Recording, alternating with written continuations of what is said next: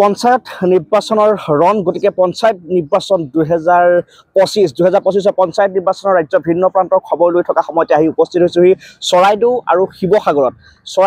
শিৱসাগৰত নিৰ্বাচনী যুঁজ বৰ্তমান অব্যাহত ৰাখিছে বিৰোধী শক্তিশালী হৈ আছে ইয়াৰ মাজতে উজনি অসমত বিজেপিয়ে নিজৰ স্থিতি অব্যাহত ৰাখিছে মন্ত্ৰী যোগেন মোহন আমাৰ লগত থাকিব যোগেন মোহনৰ পৰা প্ৰতিক্ৰিয়া ল'বলৈ চেষ্টা কৰিম কেনেধৰণে যোগেন মোহনে নিৰ্বাচনী প্ৰচাৰ চলাইছে আজিৰ দিনটোতো বিজেপিত যথেষ্ট সংখ্যক লোকে যোগদান কৰিছে আমাৰ লগত মন্ত্ৰী যোগেন মোহনো থাকিব আমি কথা পাতিবলৈ চেষ্টা কৰিম আৰু উজনি অসমত বিজেপিৰ যিটো ভেটি সেই ভেটিত এতিয়া কোনোৱে আগ্ৰাসন চলাব পাৰিব নেকি কংগ্ৰেছে আগ্ৰাসন চলাব নেকি ৰাইজ দলৰ কি কৰিব যিহেতু অখিল গগৈয়ে নিজে ৰাইজ দলৰ সভাপতি শিৱসাগৰৰ বিধায়ক অন্যহাতেদি শিৱসাগৰত এটা নেতৃত্বত আছে বা শিৱসাগৰৰ যি সাংগঠনিক দিশ সেই সাংগঠনিক দিশলৈ যদি চাবলৈ যায় তেতিয়াহ'লে দেখিব বিজেপিৰ যথেষ্টখিনি প্ৰভাৱ আছে যোগেন মোহন ডাঙৰীয়া পোনপ্ৰথমে স্বাগতম জনাইছোঁ যথেষ্ট ব্যস্ত হৈ আছে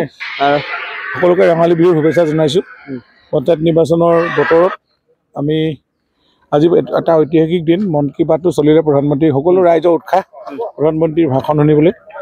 আৰু তেখেতক দেশখন ৰক্ষাৰ কাৰণে সাজু থাকিবলৈ আহ্বান জনোৱাৰ সকলোৱে হাততালি মাৰিছে আৰু দেশৰ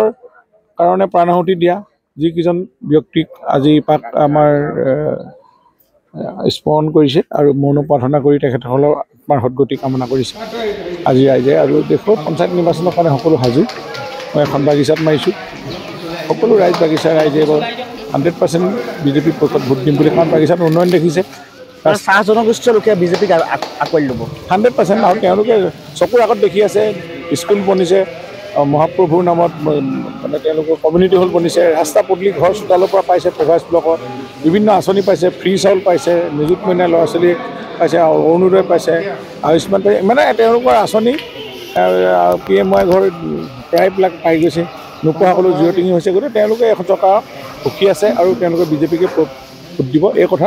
আমি নিশ্চিত হৈছোঁ কংগ্ৰেছে কিন্তু টিকট বিক্ৰী কৰাৰ অভিযোগ উত্থাপন হৈছে কংগ্ৰেছতো এইটো আছে সংস্কৃতি টিকেট বিক্ৰী কৰিব ভোট কিনিব আৰু তেওঁলোকে দালালি কৰিব আৰু সেই টকাটো ঘূৰাই আনিবৰ কাৰণে পঞ্চায়তৰ ধন লুটি খাব আজি যদি 20 লাখ টকা দি পঞ্চায়তৰ টিকেটটো কিনি লয় 20 লাখ টকাটোতো ৰাইজৰ ধৰণে উলিয়াব লাগিব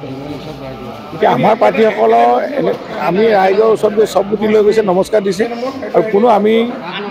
সিলেকশ্যন কৰিছোঁ ভাল মানুহ কোন সেইটো ৱাৰ্ডত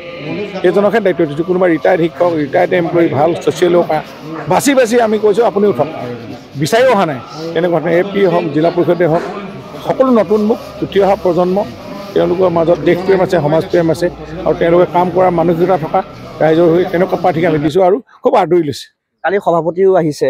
অখিল গগৈ চাবলৈ গৈছে শিৱসাগৰত যথেষ্টখিনি এটা প্ৰচাৰ অব্যাহত ৰাখিছে যথেষ্টখিনি অখিল গগৈ সংখ্যালঘু সমষ্টিত জনমানসত অখিল গগৈ ৰাইজে শিৱসাগৰ বিশেষকৈ কয়